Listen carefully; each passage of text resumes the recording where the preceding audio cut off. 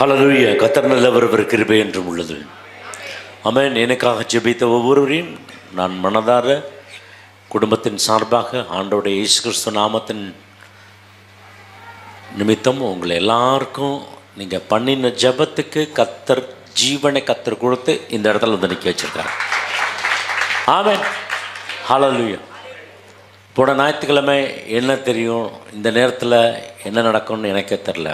மரண இருளில் பள்ளத்தாக்கில் நடந்தாலும் பொல்லாப்புக்கு நான் பயப்படேன் அப்படின்னு சொல்லி அந்த இடத்துல இருந்தேன். இன்றைக்கி நான் விழுந்துருன்னு பிசாசு எப்படியோ நினச்சான். இல்லை, முடியாது முடியாது, இனிமேல் தான் ஆரம்பமாக போகிறது, இனிமேல் தான் ஆரம்பமாக போகிறது. கர்த்தர் உயர்த்த போகிறார். நான் செய்தி கொடுக்க வேண்டும் என்று சொல்லி வந்தேன். ஆனால் டாக்டரோட அட்வைஸ், எக்கோவில் ஒன்றும் இல்லை, இசிஜியில் ஒன்றும் இல்லை, ஆனாலும் பெயின் நிற்கலை. அப்புறம் பிளட்டில் டெஸ்ட் பண்ண பிறகு தான் தெரியுது பயங்கரமான ஃப்ளக்சுவேஷன்ஸ்லாம் நிறைய இருக்குது, எல்லாம் காட்டுது அப்படின்னு சொன்னார்கள். அதுக்கப்புறம் ஹாஸ்பிட்டலில் போயிட்டு ஆன்ஜியோ எடுத்தோம். ஆன்ஜியோ எடுக்கும் பொழுது பார்த்திங்கன்னா பிளட் கிளாட்லாம் எங்கெங்கே இருக்குதுன்னு சொல்லி காட்ட ஆரம்பித்தாங்க. இது எல்லாத்துக்கும் காரணம் என்ன தெரியுமாங்க, நிறைய பிரியாணி தின்னுவிட்டேன். ஆமாம், கனடா போயிட்டு வந்துட்டு அங்கே பிரியாணியே சரியில்லைன்னு சொல்லிட்டு இங்கே வந்து பிரியாணியாக சாப்பிட்டது தான் பெரிய பிரச்சனை. அதனால் இந்த வடை போண்டா பஜ்ஜி இதெல்லாம் தயவுசெய்து சாப்பிடாதீங்க, வேணாம். அங்கே சொல்கிறானுங்க சாப்பாட்டுக்கு என்ன வேணும் அப்படின்னு கேட்பாங்க வந்து நர்ஸு. ஒரு 21 வயசு உள்ள தாத்தா சொல்வார், எனக்கு முட்டை போண்டா வேணும்னு ஐசியூவில் உட்காந்துக்கிட்டு ரொம்ப காமெடி பண்ணுவார். பார்த்துக்கோங்க, எல்லாரும் ஒருத்தரை பார்க்கும்போது பயமாக இருக்குங்க. இங்கே பார்த்திங்கன்னா சத்தம், மானிட்டர் சத்தம், அந்த சத்தம், மரண சத்தம். ஒருத்தர் பக்கத்தில் படுத்துட்டு நரகத்தில் என்ன சொல்லுவாங்களோ அதையே சொல்கிறார். ஒரு சொட்டு தண்ணியை நாக்கில் ஊட்டுங்க, ஒரு சொட்டு தண்ணி ஊடுங்க. பஸ்ஸு ஓனர் ஒரு சொட்டு தண்ணி கொடுங்க. இல்லைங்க, கொடுக்கக்கூடாதுங்க. 8 மணி நேரத்துக்கு உங்களுக்கு எதுவும் கொடுக்கக்கூடாது. சொந்த வேலையை செய்ய முடியாது, எந்திரிச்சு நடக்க முடியாது, ஆறுதலாக ஒரு வார்த்தை பேச முடியாது. பக்கத்தில் துணை யாராக இருக்காங்க? இல்லை.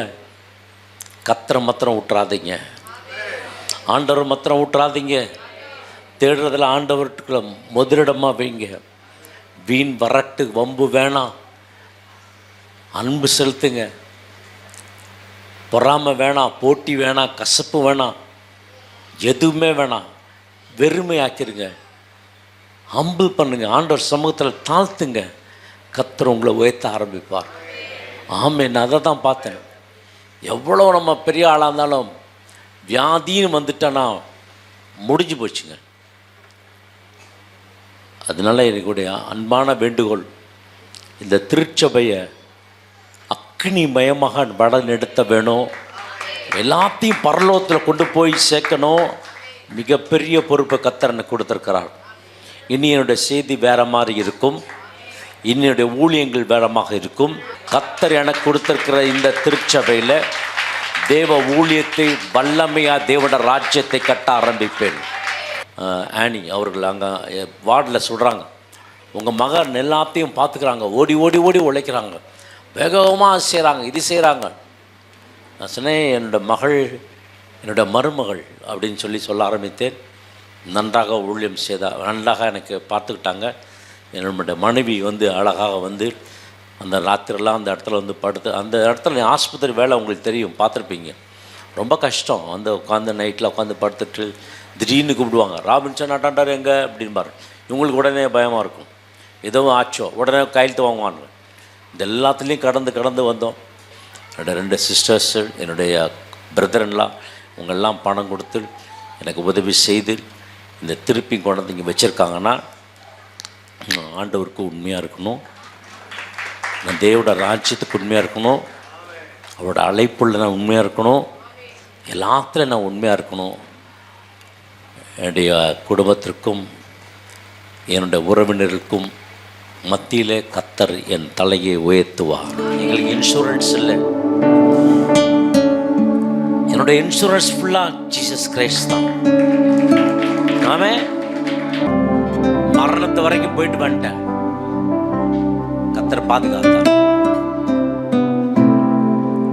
இந்த தனிமையில் இருக்கும் பொழுது ஆண்டவர் நிறைய காரியங்களை எனக்கு ஆண்டவர் கற்பித்து கொடுத்தார். நிறைய வேலை இருக்கு. 17th குமார் நடத்து நிவேதா அவருடைய நிச்சயதார்த்தம் நடத்தணும். 24ஆம் தேதி ஒரு வீட்டில் பால் காய்ச்சணும். இதுக்கெல்லாம் உடம்பு ஆண்டவர் கொடுங்க ஆண்டவரே, ஆண்டவர் கொடுத்தார். தயவுசெய்து என்னோட அட்வைஸ் என்னன்னா, என்னுடைய வேண்டுகோள் என்னன்னா, ஒருத்தரை குறை சொல்லாதீங்க, ஒருத்தரை அன்பு செலுத்துங்க. அதுதான் பரலோகத்தில் போய் நிற்கும். வேற எதுவும் பரலோகத்தில் நிற்காது. எனக்கு ஆப்ரேஷன் பண்றப்ப நான் பார்த்துட்டே இருக்கேன். போடுற நீடெல்லாம் டக்கு டக்குன்னு உடையுது. உடனே அடுத்த நீடில் எல்லாமே ரெடியாக வச்சிருக்காங்க. நான் கேட்குறேன், எனக்கு ஆன்ஜியோ தானே பண்ணுறீங்க, ஏன் ஆப்ரேஷன் மாதிரி வச்சிருக்கீங்க? ரெடியாக வச்சிருக்காங்க. பைபாஸ் சர்ஜரி பண்ணுறதுக்கு ரெடியாக இருக்கு. ஒரு ஆப்ரேஷனுக்கு எவ்வளோன்னா, தேவனுடைய ராஜ்யத்துக்கு போகிறதுக்கு நம்ம எவ்வளோ ஆயத்தமாக இருக்கணும். ஒரு ஆத்மா கூட தேவனுடைய ராஜ்யத்துக்கு நம்ம சேர்க்கலன்னா ஆண்டவர்கிட்ட போய் நீங்கள் என்ன சொல்ல போறீங்க? அன்பு செலுத்தலன்னா ஆண்டவருக்கு முன்னாடி நீங்கள் என்ன செலுத்த போறீங்க? நானும் என் வீட்டாரும்.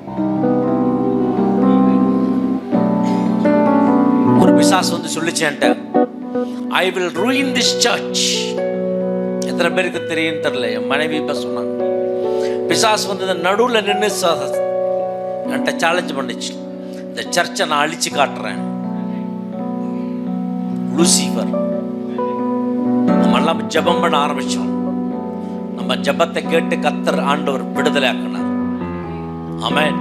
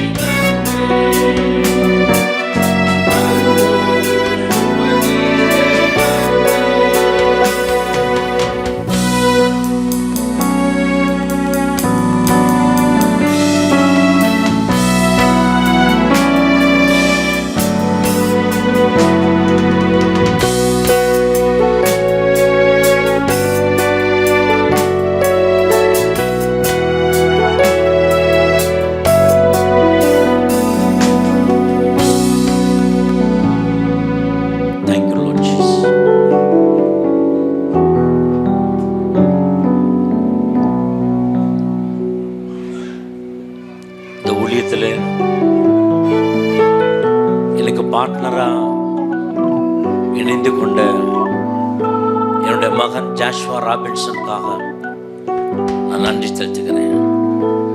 சொன்னாப்பா, உன்னோட நான் பார்ட்னராக இணைந்து இந்த ஊழியத்தில் நான் நிற்கிறேன்ப்பா.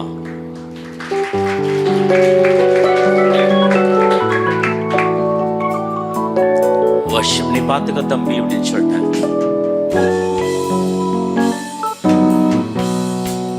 கர்த்தர் உங்க குடும்பத்தை ஆசீர்வதிப்பார். கர்த்தர் உங்கள் இல்லங்களை ஆசீர்வதிப்பார், உள்ளங்களை ஆசீர்வதிப்பார்.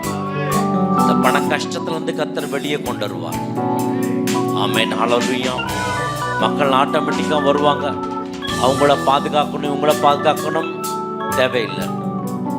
கர்த்தரே வழி நடத்துவார். தேவனுடைய ராஜ்யத்துக்கு ஊழியம் செய்வதற்காக வந்திருக்கிறேன். நம்முடைய இலக்கெல்லாம் என்ன தெரியுமா? சபையை நிரப்பது அடுத்த காரியம். தேவனுடைய ராஜ்யத்தை நிரப்பது தான் முதல் காரியம். அவனை கொண்டு போய் பரலோகத்தில், அவரை கொண்டு போய் பரலோகத்தை சேர்ப்பது தான் முதல் காரியம். ஆண்டோட நாம மகிமைப்படும் வரும் நாட்களில் ஊழியங்களை ஆண்டவர் வல்லமையாய் கத்தர் செய்து முடிக்க கத்தர் பலனை கத்தர் கொடுப்பார். அந்த ஐசியூல இருக்கப்போ ஒரு தாத்தா ஜோக் அடிச்சுட்டே இருப்பார். சந்தோஷமாக இருக்கும். பயத்தின் வியாதியெல்லாம் ஓடி போயிடுச்சு. நர்ஸ் வந்து கேட்பாங்க, மதியானம் என்ன சாப்பிட்றீங்க? அவர் சொல்வார், முட்டை போண்டா பாரு. ரொம்ப சந்தோஷமாக இருந்துச்சு பாருங்க. ஒரு 4 நாள் ஒரு ஃபேமிலி மாரி இருந்தவங்க ஐசியூக்குள்ளே. ஆண்டர் அந்த அட்மாஸ்பியர் அப்படியே மாற்றிட்டாரு. ஆமாம், இங்கேருந்து பக்கத்தில் பார்த்து பேசுறது, இங்கிருந்து பேசுறது, ஏத்தாப்பில் பேசுறது அப்படி ஒரு ஹாப்பி மூமெண்ட்டை கத்தர் கொடுத்து கத்தர் கிருபையை அவங்க முன்னாடி வந்து நிறுத்தியிருக்கார். அவரோட பரிசுத்த நாமத்திற்கு அடுத்த வாரம் செய்தி கொடுக்கலாமா, இல்லை ரெஸ்ட் எடுத்துகிட்டு நீங்கள் கொடுங்கன்னு சொல்கிறீங்களா? ஆமாம், ஹல்லேலூயா. சரி, கத்தருடைய சித்தத்தின்படி ஆக்கணும். God bless you. கத்தர் உங்களை ஆஸ்வதிப்பார். கர்த்தருடைய பரிசுத்த நாமத்துக்கு மகிமை உண்டாதாக. இந்த நாளில் நான் நிற்கிறது கர்த்தருடைய பிரதான கிருபை. கடந்த ஞாயிற்றுக்கிழமை அன்னைக்கு எனக்கு எப்படி நான் ஃபீல் பண்ணேன் அப்படின்போது, என் கண்ணை கட்டிட்டாங்க. எங்கேயோ கூட்டிகிட்டு போகிறாங்க, எங்கன்னு சொல்ல மாட்டாங்க. ஆனால் என் கண்ணை கட்டி கூட்டிகிட்டு போகிற மாதிரி ஒரு ஃபீல் ஆச்சு. எங்கே போகிறோம், என்ன பண்ணுறோம் அப்படின்னு சொல்லி ஒன்றுமே தெரியவே இல்லை. என்ன நடக்க போகுது, அடுத்தது எதுக்காக நம்மளை கூட்டிகிட்டு போகிறாங்க, எதுவுமே தெரியாத மாதிரி ஒரு சூழ்நிலையில் நாங்கள் இருந்தோம். ஆனால் கர்த்தருடைய கிருபையினால் இன்று ஆலயத்தில் நாங்கள் என் கால்கள் இருக்கிறதுக்காக நான் கர்த்தருக்கு நான் நன்றி செலுத்துகிறேன். கடந்த நாட்களில் ஒரு தரிசனத்தை கர்த்தர் எனக்கு கொடுத்தாரு. அதன்படி அதில் ஒரு சிலுவையிலிருந்து ரத்தம் சிந்துறது மாதிரி, ரத்தம் ஒழுகி கொண்டு இருக்கிறது மாதிரி நான் பார்த்தேன். இது என்ன ஆண்டவரே எனக்கு புரியலையே, எல்லாரும் பாட்டு பாடிட்டு இருக்காங்க, எனக்கு மட்டும் இந்த காட்சி அப்படியே நிற்குது அப்படிங்கும்போது, அப்போ இவர் முடிஞ்சோடனே அன்னைக்கு ஃப்ரைடே அன்னைக்கு அப்போ சொன்னார் அவர், ஒரு சாத்தான் வந்து சொல்லிட்டு போயிருக்கு, இந்த சபையை நான் அழித்து காட்டுறேன்னு சொல்லிட்டு போயிருக்கு, அதற்காக நாம் ஜெபிப்போம் அப்படின்னு சொல்லி இவங்க அனௌன்ஸ்மெண்ட் கொடுத்து எல்லாரும் இணைஞ்சு அன்னைக்கு நாங்கள் ஜெபித்தோம். அதுபோல் அந்த காரியத்தை எனக்கு கர்த்தர் எனக்கு சொன்னார். அப்போ அப்படின்னா என்ன அர்த்தம் அப்படிங்கும்போது, நான் பாதுகாப்பேன், என்ற ரத்தம் என் கோட்டைக்குள்ளே உங்களை வச்சுருக்கேன், உன் திருச்சபையை வச்சுருக்கேன். நாங்கள் இவரை குறித்து நாங்கள் நினைக்கவே இல்லை. ஆனால் இவர் அட்டாக் ஆனோன்னு நாங்கள் நினச்ச ஆண்டவருடைய பாதுகாப்பு திருச்சபைக்கும் ஊழியக்காரன் மேலேயும் இருக்குது அப்படிங்கிறத அன்று ஆண்டவர் கொடுத்து என்னை தைரியப்படுத்தினார். அதற்கப்புறம் என்னுடைய நிலைமை ரொம்ப சாதாரணமாகிடுச்சு. அவருடைய பாதுகாப்பு இருக்கும்போது எல்லா காரியங்களையும் அவர் பார்த்து கொள்வார் அப்படிங்கிற ஒரு நம்பிக்கையில் கர்த்தர் என்னை நடத்தினார். இந்த நாளில் நம்ம தலைகளை தாழ்த்தி ஒரு நிமிஷம் அத்தகைய நன்மைகளை செய்த தேவனை நோக்கி நாம் ஒருமுகப்படுத்துவோம். நல்ல தேவனே, இந்த அருமையான இந்த நாளுக்காக உமக்கு நன்றி சுவாமி. ஆகாமிய கூடாரத்தில் நான் இருந்தேன் ஆண்டவரே, ஆனால் இன்று ஆண்டவரே உம்முடைய வாசற்படியில் உம்முடைய சபையில் நான் நிற்க என் கால்களை நீங்கள் பலப்படுத்தியதற்காக, என் இருதயத்தை பலப்படுத்தியதற்காக நீங்கள் கொடுத்த கிருபை ஆண்டவரே, இந்த நாளில் வார்த்தை மூலமாக நீங்கள் தூக்கி எடுங்க ஆண்டவரே. ஒவ்வொருடைய இருதயங்களையும் நல்ல நிலமாக நீங்கள் மாற்றி ஆசீர்வதிங்க. இயேசு கிறிஸ்துவின் வல்லமையுள்ள நாமத்தில் நான் ஜெபிக்கிறேன், ஜீவனுள்ள நல்ல தகப்பனே. ஆமேன், ஆமேன். இந்த நாளில் நாம் எடுத்துக்கொள்வோம் மத்தேயு 3:17 எடுத்துக்கொள்வோம். அன்றியும் வானத்திலிருந்து ஒரு சத்தம் உண்டாகி, இவர் என்னுடைய நேசகுமாரன், இவரில் பிரியமாய் இருக்கிறேன் என்று உரைத்தது. மத்தேயு 3:17 என்ன சொல்லுதுன்னா, அன்றியும் வானத்திலிருந்து ஒரு சத்தம் உண்டாகி, இவர் என்னுடைய நேசகுமாரன், இவரில் பிரியமாயிருக்கிறேன் என்று உரைத்தது. சத்தம் எங்கிருந்து வந்தது? வானத்திலிருந்து வந்தது.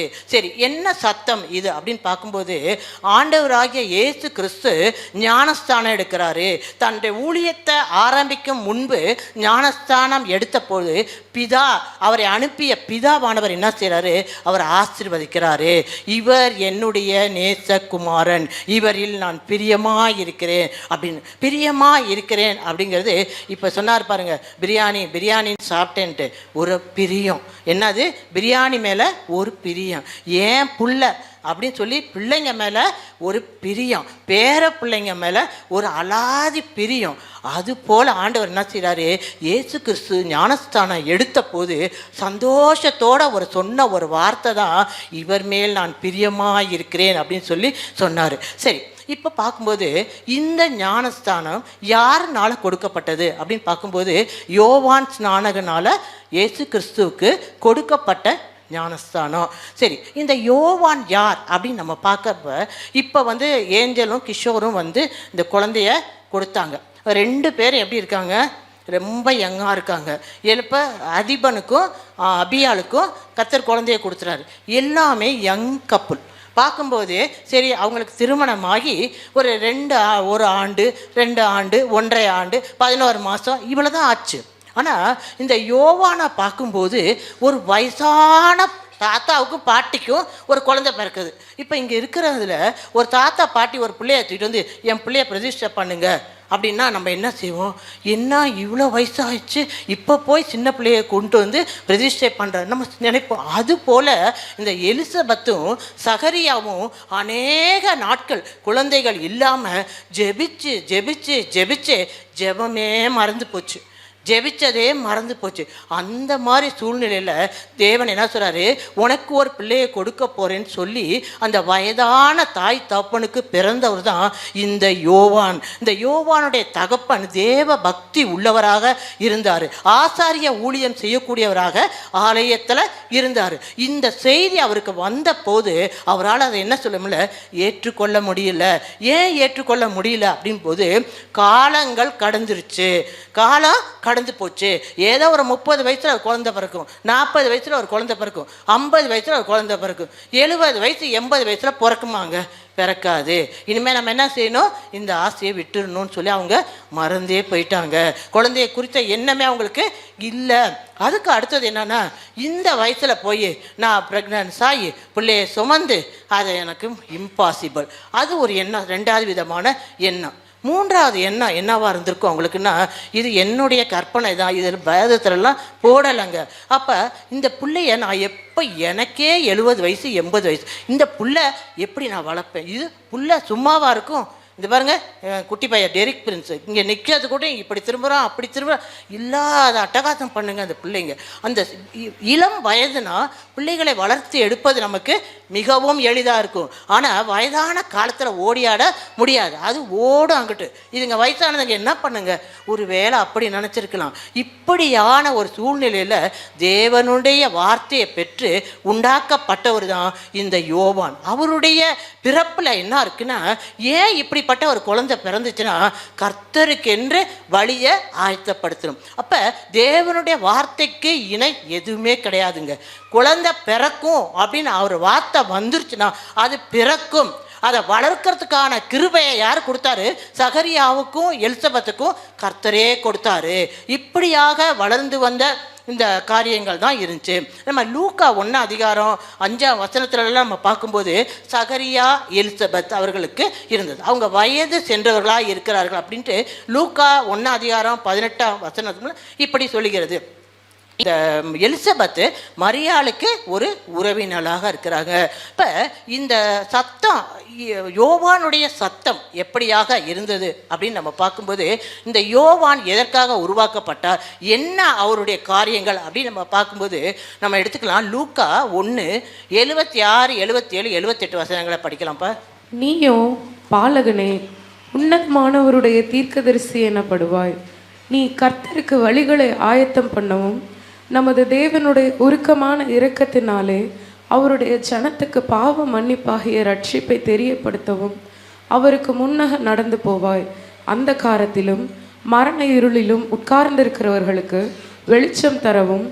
ஆமென். கர்த்தருக்கு வழியை ஆயத்தப்படணும். இருளில் இருக்கிற ஜனங்களுக்கு வெளிச்சத்தை உண்டாக்கணும்னு சொல்லிட்டு இவர் சாப்பிட்டாலாம் சொல்ல மாட்டாருங்க, நல்லா கடிஞ்சு சொல்லிடுவார். ஏன்டா கோயிலுக்கு போல, உருப்படவே மாட்டாடா அப்படின்னு நம்ம சொன்னாக்க என்ன சொல்லுவாங்க, கோயிலுக்கு வருவாங்களா அடுத்த வாரம்? வர மாட்டாங்க. இவர் என்ன சொல்லுவார், விரியன் பாம்பு குட்டிகளே எல்லாம் மனம் திரும்புங்க, என்ன செய்யுங்க. அப்படி கடினமான ஒரு மனிதன், தைரியமான மனிதன். ஏன்னா இவர் ஒரு காட்டுவாசி. இவர் எங்கே இருந்தார், வனாந்தரத்தில் வாழ்ந்து வரக்கூடியவராக இருந்தார். அதனால் இவருடைய உபதேசங்கள்லாம் டிட்பா டேட் மாதிரி கடினமான ஒரு உபதேசம். யாருக்கும் பயப்பட மாட்டார். கேட்டால் கேளு, கேட்காட்டி போயிட்டே இரு அப்படின்னு சொல்லி அவர் என்ன செய்வார்.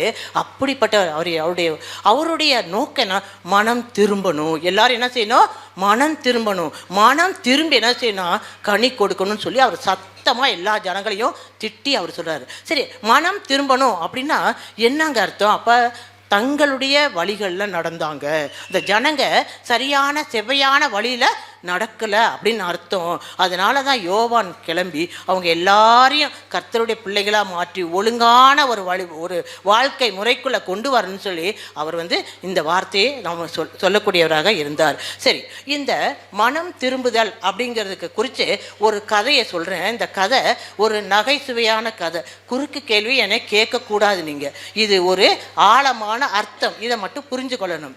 ஒரு ஏர்போர்ட்டில் ஒருத்தர் என்ன பண்ணார், ஒரு பட்டிக்காட்ட ஆள் என்ன யூஎஸ் போகிறாரு, அமெரிக்காவுக்கு கிளம்பிட்டார். அவர் நிறையா திங்ஸ் எல்லாம் எடுத்துகிட்டு வந்து அங்கே வெளியே இருக்க ஊழியர்கிட்ட கேட்டு, நீ எவ்வளோ நாள் இங்கே இருக்கிற அப்படின்னாரு. நான் ஒரு 10 வருஷமாக வேலை செய்கிறேன் ஐயா.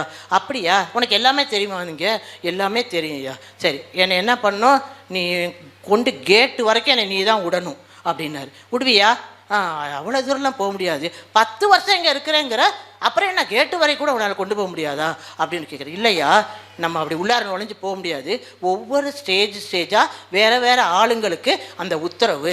எனக்கு இந்த சூட்கேஸ் எல்லாம் செக்கின்ல போடுற வரைக்கும் தான் நான் போகணும் அப்படின்னா நான் முதலே நான் காசை கொடுத்துட்டேன்ல, நீ வேண்டாம் தானே நீ சொல்லியிருக்கணும். நீ எப்படி காசை வாங்கி பாக்கெட்டில் வச்சுட்டு இப்போ என்ன கேட்டுக்கெல்லாம் வர முடியாது அப்படின்னு சொல்லி வம்பு பண்ணிக்கிட்டே இருந்தார். இவரும் இதை ஒரு ஆள் கவனிச்சுக்கிட்டே இருந்தார். கடைசியில் என்ன பண்ணார், பண்ணுற வம்பெல்லாம் பண்ணி முடின்னு சொல்லிட்டு இவர் போய் அவரை அனுப்பிச்சி விட்டு திருப்பி வெளியே வரார். இந்த வேடிக்கை பார்த்த ஆளுக்கிட்ட கேட்டார், என்னப்பா எப்படி நீங்கள் இப்படி சமாளிச்சு? சிரிச்சுக்கிட்டே வந்தார் அவர். எப்படிங்க உங்களுக்கு கோபமே வரலையா? இந்த ஆள் இந்த காசை கொடுத்துட்டு இவ்வளோ தொந்தரவா இவ்வளோ கேள்விகள் கேட்டார், உங்களுக்கு கோபமே வரலையா அப்படின்னா. எனக்கு கோபம் வந்துச்சுங்க, நானும் மனுஷன் தானே. இந்த ஆளுக்கு தொல்லையாக இருக்குதுங்க, இவனுக்கு நல்லா பாடம் கற்பிக்கணும்னு நான் நினச்சிட்டேங்க. என்ன செஞ்சேன்னா, இந்த ஆள் அமெரிக்கா போகிறாரு, இவருடைய திங்ஸ் எல்லாம் நான் ஜப்பான் போடுற இதில் ஏர்போர்ட்டில் அனுப்பிச்சிட்டேன். இவர் போய் அங்கே இறங்கும்போது ஒரு ஜாமான் இவருக்கு இருக்காது. அதுதான் நான் இவருக்கு கொடுத்த பெரிய தண்டனை. எல்லா காரியத்தையும் நான் பொறுத்துக்கிட்டேன். கடைசியாக இவன் நினச்சி பார்க்குற அளவுக்கு, மறக்க முடியாத அளவுக்கு ஒரு பெரிய தண்டனை இவர் கொடுத்துட்டேங்க. இனிமேல் இப்படி யார்ட்டையும் இப்படி நடக்க மாட்டான்ல அப்படின்னு சொல்லி அவர் சொன்னாராம். இவர் போய் இறங்கட்டும், ஒரு திங்ஸ் இருக்காது. எப்பயுமேங்க ஒரு பயணம் முழுமை அடையணும்னா நம்மளுடைய உடைமைகளோடு நம்ம போகணும். ஏன்னா நமக்கு அடுத்த நாளுக்குரிய காரியங்கள் எல்லாமே அதுக்குள்ளே தான் இருக்கும். இப்படியாக நம்முடைய வாழ்க்கை அநேகருடைய காரியங்களை, சிஎஸ்ஐ வேண்டாம், டிஎல்சி வேண்டாம், ஆர்சி வேண்டாம், எல்லாம் இங்கே உட்கார்றோம். ஆண்டவரை பற்றி நிறையா தெரிஞ்சுக்கலாம், அன்பு செய்யலாம். ஆனால் கிரியை இல்லைங்க. நம்ம எங்கே போகிறோம், அமெரிக்கா போகிறோம், நம்மளுடைய திங்ஸ் எல்லாம் எங்கே போயிட்டுருக்குது, ஜப்பானுக்கு போயிட்டுருக்குது. அப்போ என்ன அர்த்தம், நற்கிரிகைகள் செய்கிறவர்களாக நாம் மாறணும். நற்கிரிகளோடு நம்ம வாழும்போது நம்முடைய வாழ்க்கை எப்படி இருக்குன்னா, கனி கொடுக்கிற ஒரு வாழ்க்கையாக கர்த்தர் மாற்றி கொடுப்பாருங்க. மனம் திரும்புதலுக்கு ஏற்ற கனிகளை கொடுங்கள் அப்படின்னு சொல்லும்போது இதை தான் அது குறிக்கக்கூடியதாக இருக்குது. நம் வாழ்கிற இந்த கொஞ்ச நாளில் நம்மளையும் மகிழ்வித்து மற்றவர்களையும் மகிழ்வித்து தேவனுக்கு பிரியமாக நம்ம வாழும்போது நம்ம எப்படி இருப்போம், ஒரு சந்தோஷமான வாழ்க்கை வாழ்க்கையை, பரலோகத்தை இந்த பூமியில் அனுபவிக்கத்தக்க ஒரு நபர்களாக நாம் மாறிவிடுவோம். அப்போ முதல் சத்தம், அதாவது இந்த ஐசியூவில் நாங்கள் சுற்றி வரும்போது நிறைய சத்தம் வருங்க. உள்ளுக்குள்ளேருந்து இந்த மானிட்டர் சத்தம், முனைகள் சத்தம், அடுத்தது வெளியே வந்து பார்த்தா அழுகிற சத்தம், ஒப்பாரி சத்தம், கூக்குரல் சத்தம், நிறைய ஆறுதல் பண்ணிட்டு இப்படியே சத்தம். ஆனால் இப்போ நம்ம கேட்ட ஒரு சத்தம் யாருடைய சத்தம்? யோவானுடைய சத்தம். அந்த யோவான் என்ன சொல்கிறாரு? மனம் திரும்புங்கள், பரலோக ராஜ்யம் சமீபமாக இருக்குதுன்னு தைரியமாக அந்த நாளில் அந்த ஜனங்களோட பேசி அவர் என்ன செய்யறார்? அவர்களை எல்லாம் ஞானஸ்தானம் எடுக்க, ஒன்ஸ் ஞானஸ்தானம் எடுத்துட்டாங்கன்னா அதுக்கு மேலே என்ன உண்டாயிரும்? அவங்க அந்த தவறுக்குள்ளே போக மாட்டாங்க. நாம் யூஎஸ் போவோம், நம்மளுடைய திங்ஸும் எங்கே போகுது? யூஎஸ் தான் போகுது. அது மாறி போகாது. அப்போ நாம் நற்கிரிகைகளில் பெருகிறவர்களாக நம்மை மாற்றிக்கொள்ளும் போது இந்த வாழ்க்கை நமக்கு மிகவும் சாட்சி உள்ளதாக தேவனே மாற்றி கொடுப்பார். நீங்கள் ஒன்றும் சிரமப்பட வேண்டாம். அவரே நம்மளை ருசி உள்ள கனி உள்ள ஒரு மரமாக மாற்றி கொடுக்கக்கூடியவராக இருக்கிறார். முதல் சத்தம் என்ன சொன்னேன்னா யோவானுடைய சத்தம். இரண்டாவது சத்தத்தை குறித்து பார்க்கும்போது, இவர் என்னுடைய நேசகுமாரன், இவரில் நான் பிரியமாயிருக்கிறேன் அப்படின்னு ஒரு சத்தம். இந்த சத்தத்தை யாருன்னா தேவாதி தேவன் இயேசு கிறிஸ்துவை பார்த்து கொடுத்த ஒரு சத்தமாக இருக்குது. அவர் எப்பன்னா அவர் ஞானஸ்தானம் எடுக்கும்போது, அவர் கீழ்ப்படிதலுக்குள்ளே போகும்போது அந்த சத்தம் அவருக்கு துணிக்க பண்ணுது. அப்போ அந்த சத்தத்தை யார் கேட்டார்னா இயேசு கிறிஸ்து கேட்குறாரு. தனக்குள்ள பலப்படுறாரு.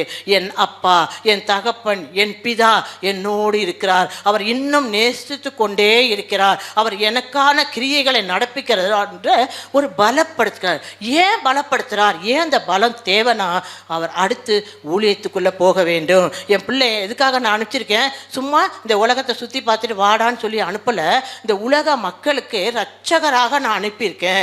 ஒரு பாலகன் பிறந்தார், ஒரு குமாரன் கொடுக்கப்பட்டார், கர்த்தர்த்துவம் அவர் தோளின் மேல் இருக்கிறது அப்படின்னு உன்னதமான தேவன் அனுப்பியிருக்கிற அந்த பெரிய மிஷனை அவர் முடிக்கிறவங்களுக்காக பலப்படுத்துகிறார். அவருடைய ஊழியத்தினுடைய ஆரம்பம் தான் எதுன்னு கேட்டாக்க இந்த ஞானஸ்தானமாக இருக்குது. இப்படியாக அந்த ஞானஸ்தானம் எடுத்தோன்னு பலப்பட்டு இந்த நாளில் ஞானஸ்தானம் எடுத்தவங்க எல்லாருக்குமே இதை தாங்க ஆண்டவர் சொல்கிறாரு. நீங்கள் ஒரு சாதாரண நபராக இருக்கலாம், இயேசு கிறிஸ்துவை போல தான் ஆண்டவர் தேவன் நம்மளையும் பார்க்குறாரு. இவள் என்னுடைய நேசகுமாரத்தி, இவன் என்னுடைய நேசகுமாரன் சொல்லி ஆண்டவர் நம்மளை பலப்படுத்துகிறார். ஏன்னா இந்த உலகத்தில் வாழ்கிறது மிக மிக மிக கடினமான ஒரு காரியம். இவைகளை ஃபேஸ் பண்ணணும்னா நமக்கு என்ன வேணும்? தேவனுடைய அன்பு, ஐக்கியம். இது இருக்கும்போது நம்ம என்ன செய்யலாம்? எல்லாவற்றையும் சகித்து கொள்றதுக்கான ஒரு கிருபையை தேவன் நமக்கு தந்தருள்வார். அதுதான் இந்த நாளில் பலப்படுத்தக்கூடியவராக தேவனாக இருக்கிறாரு. அதனால் யார் யார் ஞானஸ்தானம் எடுக்கலையோ அவங்கெல்லாம் தயவுசெய்து ஆண்டவர் சமூகத்தில் வந்து உங்களை ஒப்புடுங்க. ஏன்னா அப்போ தான் ஒரு அங்கீகாரம், ஒரு முத்திரை. நமக்கு ஒரு ஆதார் கார்டு கிடைக்குது இல்லை?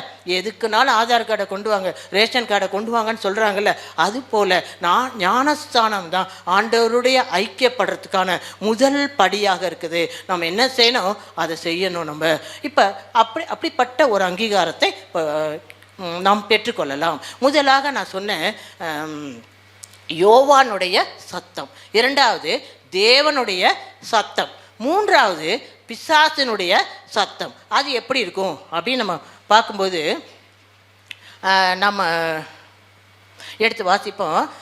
மத்தேயு 4:3. அப்பொழுது சோதனைக்காரன் அவரிடத்தில் வந்து, நீர் தேவனுடைய குமாரரே ஆனால் இந்த கல்லுகள் அப்பங்களாகும்படி சொல்லும் என்றான். அப்பொழுது சோதனைக்காரன் அவரிடத்தில் வந்து, நீர் தேவனுடைய குமாரனே ஆனால், இங்கே இவர் டிக்ளேர் பண்ணிட்டார், நீர் தேவனுடைய குமாரன், இவர் என்னுடைய நேச குமாரன். அது டிக்ளேர்டு. அந்த வேர்டு என்ன செய்யாச்சு? பண்ணியாச்சு. ஆனால் இங்கே வந்து அவன் என்ன கேட்குறான்? சோதனைக்காரன், ஒரு டவுட்டை உண்டாக்குறவன். அவன் என்ன கேட்குறான்? நீ தேவனுடைய குமாரனேயானால் இந்த கல்லுகள் அப்பங்களாகும்படி சொல்லும் என்றார். அப்போ தேவனுடைய குமாரன் நீ தேவனுடைய குமாரன் தானா, நீ தேவனுடைய குமாரன் தானா அப்படின்னு சொல்லி பிசாசு என்ன செய்யறான்? அவரை சோதிக்க போகிறான். சரி, அதே 4 அதிகாரத்தில் முதல் வசனத்தில், அப்பொழுது இயேசு பிசாசினால் சோதிக்கப்படுகிறதற்கு ஆவியானவராலே வனாந்தரத்துக்கு கொண்டு போகப்பட்டார் அப்படின்னு சொல்லி முதல் வசனம் ஆரம்பிக்குதுங்க. எங்கே கொண்டு போகப்பட்டார்? இயேசு சுவாமி எங்கே கொண்டு போகப்பட்டார்? வனாந்தரத்துக்கு. அதை கூட்டிகிட்டு போனது யாருங்க? ஆவியானவர். ஏங்க இந்த கஷ்டம் கொடுக்கணும் அவருக்கு? அவரே பாவம், அவர் பாட்டுக்கு இருக்கார். அவர் ஞானஸ்தானம் எடுத்து இப்போ என் நேசகுமாரன் சொல்லிட்டு இப்போ எங்கே கொண்டு போயிறாரு? வனாந்தரத்துக்கு கூட்டிகிட்டு போகிறாரு.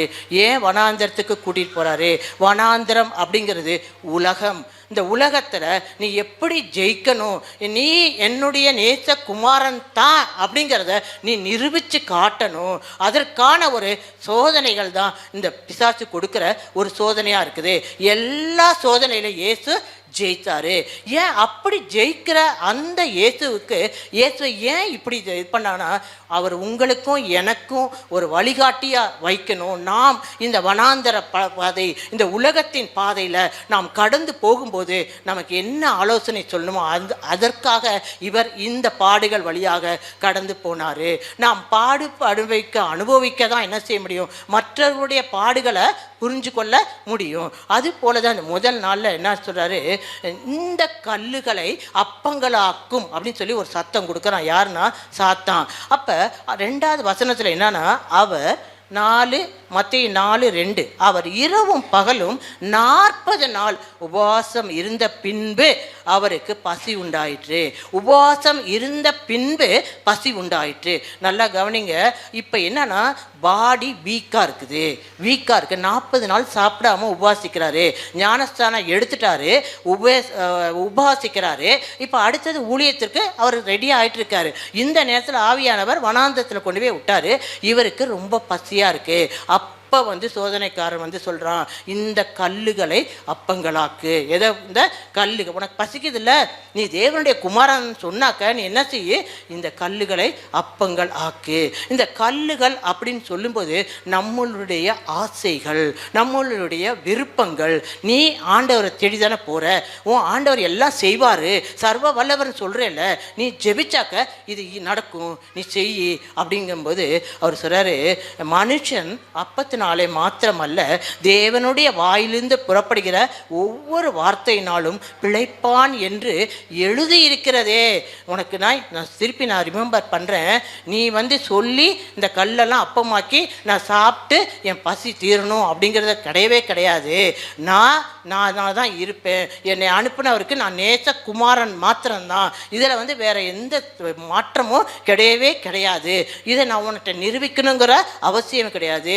அவர் தழும்புகளால் குணமாகிறேன்ற வார்த்தை நமக்குள்ளே இருக்கும்போது நம்ம சரீரத்தில் உள்ள வியாதியை கர்த்தர் செய்கிறாரு, சுகப்படுத்துகிறாரு. அவர் எனக்கு சகாயர் அப்படின்னு சொல்லும்போது சகாயமற்ற தனிமை நிலையில் இருக்கிற நமக்கு ஒரு துணை ஏற்பட்டது போல உண்டாகுது. எப்பயுமேங்க நம்ம சரீரம் வீக் ஆகும்போது பசி உண்டாயிற்றுங்குது. நம்ம சரீரம் எப்போ வீக் ஆகுதுன்னு சொல்லி கவனித்து கொண்டே இருப்பான். அந்த நேரத்தில் என்ன செய்வான்? நம்மளோடு அவன் இடைப்பட்டு தேவனையும் நம்மையும் பிரிக்கிறது அவனுடைய வேலையாக இருக்குது. ஆனால் இயேசு ஜெயித்தாரு. எதற்காக ஜெயித்தாரு? நீங்களும் நானும் இத்தகைய சூழ்நிலைக்குள்ளே கடந்து போகும்போது அவர் என்னுடைய நேசகுமாரன், அவர் என்னை பார்த்து சொல்லியிருக்காரு என்ற எண்ணம் நமக்குள்ளே வர வேண்டியதாக இருக்குது. முதல் சோதனையில் அவர் வெற்றி பெற்றார். இரண்டாவது திருப்பி அடுத்த சோதனை கொடுக்குறான். அப்பொழுது பிசாசு அவரை பரிசுத்த நகரத்திற்கு கொண்டு போய் தேவாலயத்து உப்பருகையின் மேல் அவரை நிறுத்தி, நீர் தேவனுடைய குமாரனே ஆனால் தாழ குதியும், ஏனெனில் தம்முடைய தூதர்களுக்கு உம்மை குறித்து கட்டளையிடுவார், உமது பாதம் கல்லில் இடராத படிக்கு அவர்கள் உம்மை கைகளை ஏந்தி கொண்டு போவார்கள் என்பதாய் எழுதியிருக்கிறது என்றான். அடுத்து என்ன செய்யலாம்? கீழே குதி, இந்த மாதிரி செய்ய, உன்னை காப்பாற்றுறதுக்கு தூதர்கள் வருவாங்க. நீ அப்போ நான் உன்னை நம்புகிறேன், நீ தேவனுடைய குமாரன் தான் நான் உன்னை நம்புகிறேன்னு சொல்லிட்டு அவன் அடுத்த டெம்டேஷனை கொண்டு வருவான். அதுக்கு ஆண்டவருடைய பதில் என்னன்னா, உன் தேவனாகிய கர்த்தரை பரீட்சை பாராது இருப்பாயாக என்று எழுதியிருக்கிறதே என்றார். பரீட்சை பாராது இருப்பாயாக என்று எழுதியிருக்கிறதே அப்படின்னு சொல்லி ஆண்டவர் என்ன செய்கிறார்? அந்த வார்த்தையை சொல்கிறாரு. இந்த யோசேப்புடைய வாழ்க்கையில் நம்ம பார்க்கும்போது யோசேப்பு எல்லா டெஸ்ட்லேயும் பாஸ் ஆனாருங்க. எல்லா சேலஞ்சஸும், ட்ரையல்ஸ், டெம்டேஷன் எல்லாத்துலேயும் அவர் என்ன பண்ணார்? வெற்றி எடுத்தார். அவர் தோல்வி விட்ட ஒரே காரியம் என்னன்னா, இந்த கண்ட கனவை தூக்கி சகோதரத்தையும் அவனுடைய அப்பா அம்மாட்டையும் சொன்னது தான் அவனுக்கு பெரிய ஃபெயிலியராக கொண்டு வந்துச்சு லைஃப்பில். இவ்வளோ கஷ்டப்படுறதுக்கான காரணம் என்னென்னா, அந்த டெஸ்ட்டில் அவன் ஃபெயில் ஆகிட்டான். சில தரிசனங்கள் வைக்கப்பட்டிருக்கும், அது ஏற்ற காலத்தில் நிறைவேறும். அது வரைக்கும் அமைதியாக இருக்கும்போது நாம் நிறைய காரியங்களுக்கு நம்ம தப்பலாம். இந்த இடத்துல யோசேப்பு என்ன செய்தார், இந்த காரியங்களை வெளிப்படுத்துகிற நிமித்தம் அவன் சகோதரன் சொன்னாங்க, இதோ சொப்பனக்காரன் வருகிறான், இவனை கொன்று போடுவோம். அப்போ எப்படி இந்த சொப்பனங்கள் நிறைவேறுது அப்படின்னு சொல்லி பார்ப்போம்னு சொல்லி அவங்க எல்லாம் கங்கணம் கட்ட ஆரம்பிச்சிட்டாங்க. அப்போ என்ன காரியம்னா, சில நேரங்களில் சில காரியங்களை நாம் வெளியிடக்கூடாது. மரியாளோ அவ்வளவற்றையும் என்ன இருதயத்தில் வைத்தாள் அப்படின்னு சொல்லி வசனம் சொல்லப்பட்டிருக்கு. நிறையா சிமியோன் சொல்கிறாங்க, ஆனால் அன்னாள் சொல்கிறாங்க, எல்லாரும் புகழ்கிறாங்க. எல்லா காரியங்களும் அவள் என்ன செய்கிற இருதயத்தில் வைத்து இந்த குழந்தையை குறித்து அவள் யோசித்து கொண்டே இருக்கிறாள். அதுபோல் இந்த நாட்களில் நாம் என்ன செய்யணும், பரீட்சைக்கு நிற்கிறவர்களாகவும் வெற்றி எடுக்கிறவர்களாகவும் நாம் மாறணும். மூன்றாவதாக என்னன்னா 8வது வசனம் வாசிங்கப்பா. மறுபடியும் பிசாசு அவரை மிகவும் உயர்ந்த மலையின் மேல் கொண்டு போய் உலகத்தின் சகல ராஜ்யங்களையும் அவைகளின் மகிமையும் அவருக்கு காண்பித்து. மறுபடியும் பிசாசு உயர்ந்த மலைன்னா, நாங்கள் கனடா போனப்போ சிஎன் டவர்னு ஒரு இடம் இருக்குது. அங்கே போனால் அந்த கனடா சிட்டியே பார்க்கலாம். அவ்வளோ உயரமாக ஒரு இது மாதிரி கட்டியிருப்பாங்க. அதில் போய் நின்று பார்த்தோன்னா அந்த சிட்டி முழுக்க பார்க்கலாம். அது போல் ஒரு இடத்துல நிப்பாட்டியிருப்பான் போல இருக்குது. நிப்பாட்டி எல்லாத்தையும் நீ பாரு, இவ்வளோத்தையும் நான் அவனுக்கு தரேன். நம்ம என்ன செய்வோம், நம்மளை விட ஒருத்தவங்க ஒரு நல்ல அழகான சேலை கட்டு வந்தவே ரொம்ப அழகாக இருக்குங்க, இது எங்கே வாங்கினீங்க, இந்த மாதிரி நம்ம வாங்கினா என்ன அப்படின்னு சொல்லி நம்ம நினைக்க ஆரம்பிச்சிருவோம். ஒரு சின்ன ஒரு காரியத்திலே நமக்கு என்ன உண்டாகும், உடனே ஒரு ஆசை உண்டாகும். உலகத்தை காட்டிட்டு உனக்கு இவ்வளோத்தையும் நான் தரேன், நீ ஒன்றே ஒன்று மட்டும் செய் அப்படின்னார். என்ன சொன்னால், என்னை சாஷ்டாங்கமாக விழுந்து பணிந்து கொள் அப்படின்னு சொன்னார். இப்படி தான், இதுதான் நமக்கு வைக்கிற பெரிய செக்கு. அவன் என்ன செய்யறான், ஆராதனைக்கு உரியவர் கர்த்தராகிய இயேசு கிறிஸ்து மாத்திரம்தான், தேவன் மாத்திரம்தான் ஆராதனைக்கு உரியவராக இருக்கிறாரு. ஆனால் இவன் என்ன செய்யறான், ஆராதனை முறைமையை மாற்றி போடுறான். எப்படி மாற்றி போடுறான், உலகத்தின் சகல ஐஸ்வர்யங்களையும் காண்பிக்கிறான், உலகத்தில் உள்ள எல்லா காரியங்களையும் காண்பிக்கிறான். அவங்களாம் சந்தோஷமாக இருக்காங்க, இவங்கெல்லாம் நல்லா இருக்காங்க, இவங்க கார் வாங்கியிருக்காங்க, இவங்க வீடு வாங்கியிருக்காங்க, நீ இப்படி இருக்கிறியே, அல்லேலூயா அல்லேலூயான்னு போனியே, கோயில் போனியே, பெண்கள் மீட்டிங் ஆண்கள் மீட்டிங் போனியே, என்னத்தை கண்ட?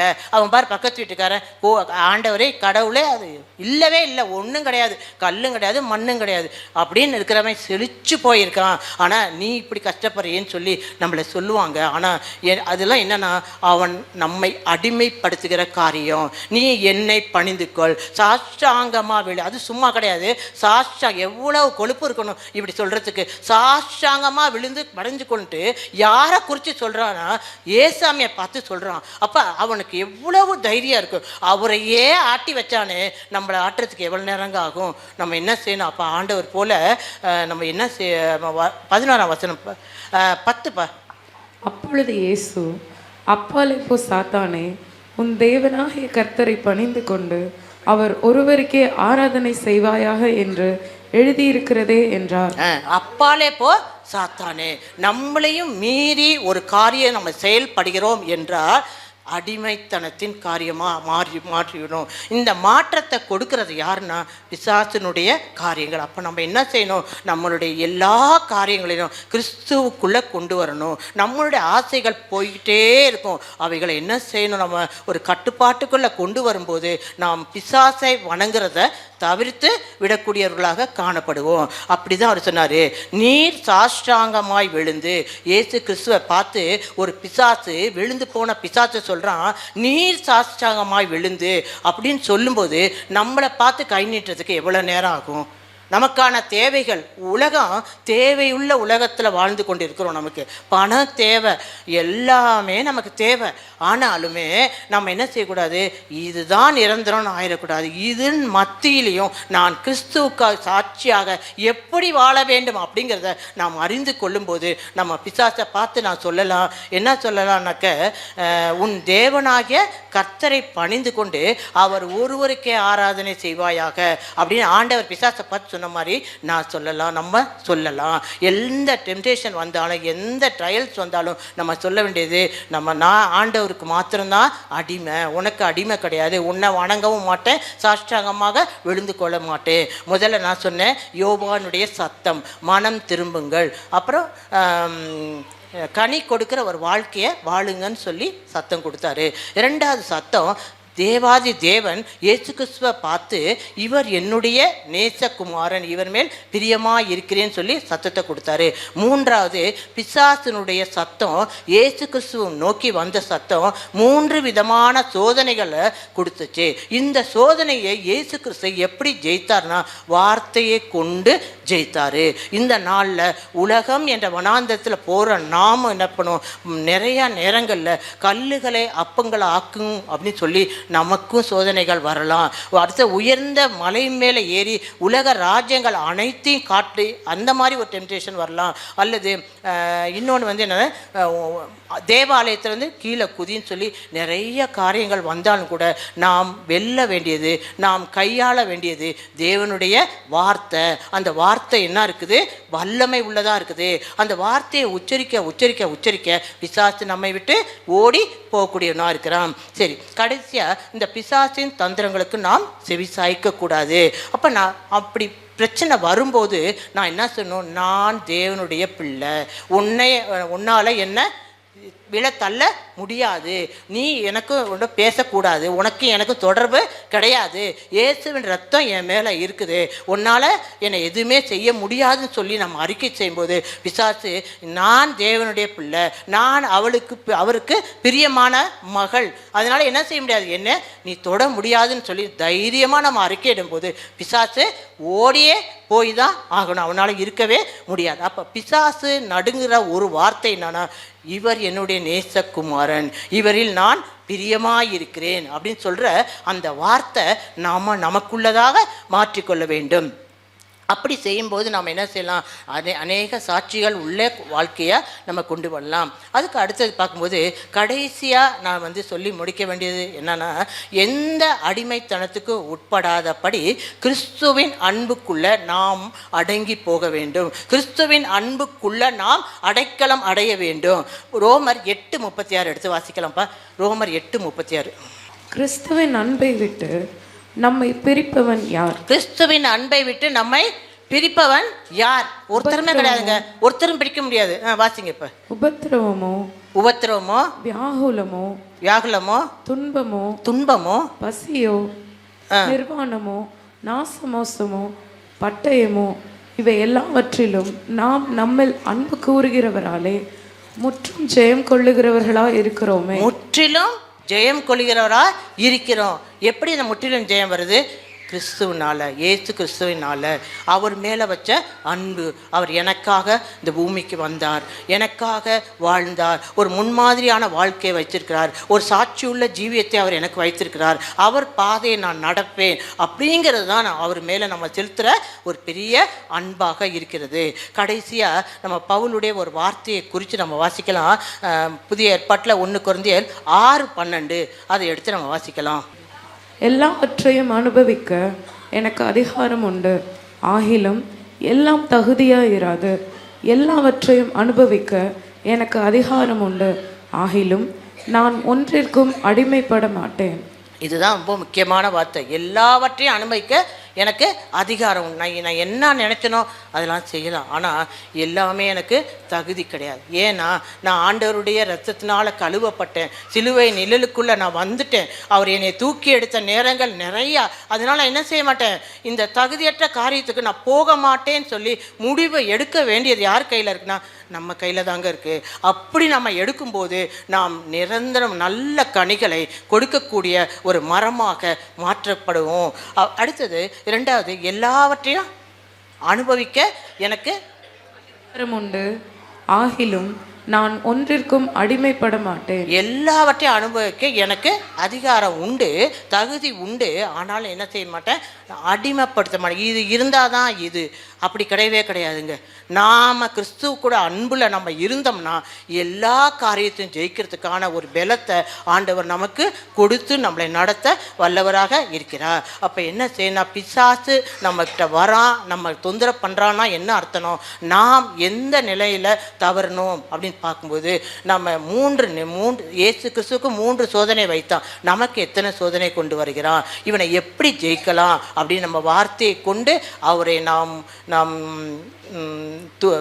வார்த்தையை அறிக்கை செய்து நாம் பிசாசை துரத்தும் போது நம்ம என்ன செய்யலாம், பிசாசு நம்மை விட்டு ஓடி போகக்கூடியவனாக இருப்பான். அத்தகைய ஒரு சத்தத்தை நாம் கொடுக்கக்கூடியவர்களாக இருக்கும்போது கடைசியில் ஒலிப்பது நம்முடைய சத்தம். நம்முடைய சத்தம் யாரை வச்சு ஒலிக்குது, பிசாசுக்கு எதிராக ஒலிக்குது. எப்படி ஒலிக்குது, நான் ஒன்றுக்கும் அடிமைப்பட மாட்டேன், ஒன்றுக்கும் நான் அடிமைப்பட மாட்டேன், நான் ஆண்டவருடைய பிள்ளை, எனக்குள்ளே இருக்கிற பலன் பெரிய பலன் அப்படின்னு சொல்லி நம்ம அறிக்கை செய்யும்போது நம்ம என்ன செய்யலாம், ஆண்டவருக்கு உகந்த ஒரு வாழ்க்கையை வாழக்கூடியதாக இருக்கலாம். இவ்வளோ நேரம் நான் சொன்னது, முதல்ல நான் சொன்னேன் யாருடைய சத்தம், யோவானுடைய சத்தம். ரெண்டாவது யாருடைய சத்தம் உண்டானுச்சு, தேவனுடைய சத்தம் உண்டானுச்சு. மூணாவது யாருடைய சத்தம், பிசாசனுடைய சத்தம். நாலாவது யாருடைய சத்தமாக இருக்கும், நம்மளுடைய பிரதிபலிப்பு. இப்படி இருக்கும்போது நாம் வெற்றியுள்ள ஒரு கிறிஸ்தவ வாழ்க்கையை வாழ்ந்து ஆண்டவருக்காக கனி கொடுக்குற ஒரு வாழ்க்கையை நாம் கண்டிப்பாக வாழ்ந்து ஒரு பெரிய சாட்சியை நம்ம வாழ்நாளில் நாம் எழுத முடியும் என்று சொல்லி நான் அந்த காரியத்தை நான் முடிக்கிறேன். மத்தேயு 4:11 எடுத்து வாசிக்கலாம் கடைசியில். அப்பொழுது பிசாசானவன் அவரை விட்டு விலகி போனான். உடனே தேவதூதர்கள் வந்து அவருக்கு பணிவிடை செய்தார்கள். அப்போ பிசாசை ஏன் விரட்டணும் அவனை விடக்கூடாது அப்படின்னா அப்போ தான் நமக்கு என்ன கிடைக்கும், தேவதூதர்கள் ஊழியம் பணிவிடை நமக்கு கிடைக்கக்கூடியதாக இருக்கும். அது அடுத்த லெவல் ஆஃப் பிளெஸ்ஸிங்காக இருக்குது. இதை நாம் அனுபவிக்கணும்னா பிசாசோடு நாம் போராடி ஜெயிக்க வேண்டும். நாம் தனிமையாக இல்லை, நமக்கான கோடான கோடி தூதர்கள் நம்மளோடு சேர்ந்திருக்கிறார்கள். அவர்கள் நம்ம காரியங்களை பார்த்து கொள்வார்கள். இந்த ஹாஸ்பிட்டலில் எப்படி இருந்தேன், போனேன், வந்தேன், எதுவுமே எனக்கு தெரியாது. எல்லா காரியங்களிலையும் கர்த்தர் என்னை பலப்படுத்தினார், நடத்தினார். உள்ளார போய் பார்க்கும்போது எப்படி நம்மளால் ஒரு நிமிஷம் போய் நம்ம பார்த்துட்டு வரோம், அந்த நேரமே இவ்வளோ கஷ்டமாக இருக்குது, எப்படி இதுக்குள்ளாரையே படுத்து கிடக்கிறாரு, எப்படி இது முடியும் அப்படின்னு சொல்லி நான் பல நேரங்கள் நான் நினைச்சது உண்டு. நாம் சரியாக இருந்தால் கூட உள்ளார இருக்கிறவங்களுடைய நோய் என்ன பண்ணும், நம்மளை தாக்குற மாதிரியே இருக்கும். அவங்க போடுற சத்தம் நமக்கு வலி உண்டாக்கக்கூடியதாகவே இருந்துச்சு. ஆனால் ஆண்டவர் என்ன செஞ்சார், அந்த காரியமெல்லாம் 4 நாள் தான் இருந்தார். ஆனால் ஒரு 10-15 நாள் உள்ளார இருந்தது போல ஒரு பாரமாக இருந்துச்சு, கஷ்டமாக இருந்துச்சு, கடக்க முடியாததாக இருந்துச்சு. கணுக்கால் அளவு தான் அப்படின்னு நினச்சோம், ஆனால் முழங்கால் அளவுக்கு வந்துச்சு. முழங்கால் அளவு தான் அப்படின்னு நினைக்கும்போது இடுப்பு அளவுக்கு வந்துச்சு. இடுப்பு அளவு தான் அப்படின்னு வந்தபோது நீச்சல் ஆழத்துக்குள்ளே போணுச்சு. ஆனால் கர்த்தர் கரத்தை பிடிச்சதுனால நாங்கள் என்ன செஞ்சோம், சேஃபாக வீட்டுக்கு வந்து சேர்ந்தோம். 4 நாளில் ஆச்சரியமானது, எத்தனையோ பேருடைய ஜெபங்கள்னால நாங்கள் இன்னைக்கு வந்து நிற்கிறோம். இன்னைக்கு நான் எடுப்பேன், நான் செய்தி கொடுப்பேன் அப்படின்னு சொல்லி நின்னாரு. கொடுக்கவே கூடாது, நீங்கள் அப்படி கொடுக்கறதா இருந்தாக்க நான் வரவே மாட்டேன், நான் ஓடிடுறேன் எங்கேயாவது. ஏன்னா ஏற்கனவே வந்து என் கடமையை முடிச்சுட்டேன். திருப்பி போய் நீங்கள் ஏதாவது ஒன்று ஆச்சுன்னா என்னால் அந்த ஆஸ்பத்திரிக்குள்ளே இருக்கவே முடியாது. நீங்கள் என்ன கொடுத்த ரெஸ்ட்டை நீங்கள் எடுத்துக்கோங்க, 1 மாதம் எடுத்துங்க, யாராவது ஒருத்தர் பார்த்துக்கிறோம். நாங்கள் ஏதாவது தவறுதலாக பேசணுன்னா அது சொல்லுங்கள், அதை திருத்திக்கிறோம். மற்றபடி உங்களுக்கான ரெஸ்ட்டை நீங்கள் எடுக்கணும் அப்படின்னு சொல்லி முடிஞ்ச உடனே எல்லாரும் வந்து பாருங்கள், இந்த ஜெபிக்க சொல்லி பிசாசு போராட்டத்தில் இருக்கிறவங்க அதெல்லாம் கொஞ்சம் தயவுசெய்து சொல்லாமல் இந்த வீக்கான நேரத்தில் உங்களுடைய ஒத்துழைப்பு எங்களுக்கு அதிகம் தேவைன்னு சொல்லி நாங்கள் கேட்டுக்கொள்கிறோம். இன்னும் டயட்டில் தான் இருக்கிறாங்க, இன்னும் மெடிசனில் தான் இருக்காங்க, இன்னும் வந்து 2 வாரம் கழித்து வர சொல்லியிருக்காங்க. நல்ல முறையில் கொண்டு போய் நாங்கள் காட்டிட்டு வந்துட்டோம்னா அதுக்கப்புறம் தொடர்ந்து இன்னும் உங்களுக்காக ஓடும். ஏன்னா எங்களுக்காக இத்தனை உள்ளங்கள் ஜெபிச்சது. நாங்கள் தனியாக என்னால் ஜெபிக்கவே முடியலைங்க. நான் ஜெபிச்சேன்னா எவ்வளோ மணி நேரம் ஜெபிச்சேன் எனக்கு தெரியவே தெரியும். நான் ஜெபிக்கவே இல்லைங்க. ஒவ்வொருத்தரையாக வேடிக்கை பார்த்துக்கிட்டு எப்போ உள்ளார போனாங்க, வெளியே வருவார், என்ன சொல்ல போகிறாங்க, அடுத்து என்ன செய்யணும், இதுதான் ஓடிட்டு இருந்துச்சு. ஆனால் எனக்காக ஒரு கூட்டம் ஜெபிச்சு கொண்டே இருந்துச்சு. அந்த கூட்டம் இன்னொரு கூட்டத்தை வச்சுருக்கு, ஜெப குரூப்புன்ட்டு. அதுங்க எல்லாம் சேர்ந்து ஜெபிச்சு எனக்கு நிறைய மெசேஜ் போடுவாங்க, ஃபோனில் பேசுவாங்க, ஆறுதல் படுத்தினாங்க. இந்த நிமித்தம் இன்றைக்கி நான் நின்று இருக்கிறேன். எத்தகைய பிசாசு நம்மளை இது பண்ணாலும் கூட நம்மளோடு இருக்கிறவர் ஜெய கிறிஸ்துவாக இருக்கிறாரு. அவர் முன்னாடி செல்கிறாரு. அவர் ஜெயமாக நம்மை நடத்தக்கூடியவராக இருக்கிறாரு. இவர் என்னுடைய நேசகுமாரன்னு ஆண்டவரே பிரதிபலிச்சிட்டாரு. இவர் மேல் நான் பிரியமாக இருக்கிறேன். அப்புறம் எப்படி நான் ஒப்பு கொடுப்பேன் உன்னைய? நான் இவன் ரத்த பாதுகாப்பு இவனுக்கு இருக்குது. இவரை நான் பெரிய ஆளை நடத்துவேன். நான் அநேக நாடுகளுக்கு கொண்டு போவேன். அத்தகைய பலத்தை நான் கொடுப்பேன். இன்னும் பிசாசுகளை நான் மேற்கொள்றதுக்கான கிருபை கொடுப்பேன். ஏன்னா இவர் என்னுடைய நேசகுமாரன். எனக்காக ஓடினான் அல்லவா, எனக்காக நின்றான் அல்லவா, எனக்கான எந்த எதிர்பார்ப்பும் இல்லாதபடி ஒரு நாள் இருந்தான்ல, அதற்காக நான் இன்று அவரை ஆசீர்வதிப்பேன்னு சொல்லி ஆண்டவர் இந்த நாளில் வெளியே கொண்டு வந்து நம்ம முன்னாடி உட்கார வச்சிருக்கிறாரு. அந்த தேவன் உண்மை உள்ள தேவனாக இருக்கிறாரு. அத்தகைய தேவனை நாம் ஆராதிக்க வந்திருக்கிறோம். உங்கள் ஜெபித்த எல்லாருக்கும், என் குடும்பத்திற்கு நீங்கள் தாங்கின எல்லாருக்கும் என் மனமார்ந்த நன்றி நான் தெரிவித்துக் கொள்கிறேன். இந்த வாய்ப்பை கொடுத்த பாஸ்டர் அவர்களுக்கு நான் நன்றி சொல்லுவேன். ஏன்னா அவர் நிற்க வேண்டிய இடம் போன வாரம் மிஸ் ஆயிருச்சு. இந்த வாரம் அவர் நிற்க வேண்டிய இடத்தை எனக்கு கொடுத்தாரு. அதனால நான் நன்றியை நான் தெரிவித்துக் கொள்கிறேன். எல்லாருக்கும் நீங்கள் கேட்டீங்க உட்காந்து, உங்களுக்கே நன்றியை தெரிவித்துக் கொள்கிறேன். ஜெப தேவைக்கு 9894913619. Ay,